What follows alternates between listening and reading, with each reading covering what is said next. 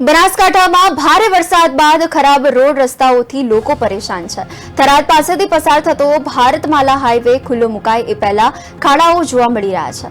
આ ભારતમાલા હાઈવે વાહન વ્યવહાર માટે ખુલ્લો ન મુકાયો હોવા છતાં રોડ પર ખાડાઓનું સામ્રાજ્ય જોવા મળી રહ્યું છે। હલકી ગુણવત્તાની કામગીરી અને ભ્રષ્ટાચારના કારણે આ ખાડાઓ પડ્યા હોવાનો સ્થાનિકોએ આક્ષેપ કર્યો હતો। આ રોડ ચાલુ કરાશે ત્યારે શું થશે એવા સવાલો લોકો કરી રહ્યા છે। લાગતા વળગતા તંત્ર દ્વારા તપાસ કરી જવાબદારો સામે કાર્યવાહી કરવા માંગ ઉઠી છે।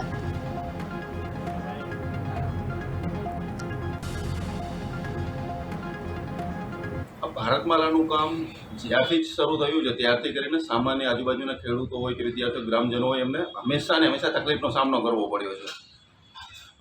એક તો પહેલાં પહેલું એવું છે કે જે રોડ છે એ રોડ અને ખેતરની વચ્ચેથી નીકળ્યો છે તો ખેતર એક જ ખેતરના બે ભાગ થઈ ગયા છે। તો આ લોકોએ એમની દાદાગીરીથી કે મનસ્વી પણ નથી તો નાળા મૂક્યા અને ચોમાસાની અંદર જે નાળા મૂકેલા છે એ નાળા પણ ભરાઈ જાય છે।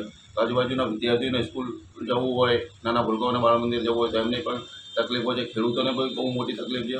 અને બીજું તો આ રવિ ઇસ્પાત ચક્રનું જે કામ છે એટલું બોગસ અને વાહિયાત કામ છે, હજુ રોડનું ઉદ્ઘાટન નથી થયું અને રોડમાં ખાડા પડી ગયા છે। અહીંયા જામનગરથી અમૃતસર ભારતમાલા જે નવો રોડ બન્યો છે તે ભારતમાલા રોડનું હજી ઉદ્ઘાટન નથી થયું, ત્યાં મોટા ખાડા પડી રહ્યા છે। આ રોડની અંદર મોટો ભ્રષ્ટાચાર, આ જે કોન્ટ્રાક્ટરોએ જે કામ કર્યું છે એમાં મોટો ભ્રષ્ટાચાર કર્યો હોય એવું દેખાઈ આવે છે। એટલે અહીંયા રાતે મોડા વહેલા સાધન ચાલે છે અને એમાં એક્સિડન્ટ થવાનો મોટો ભય છે।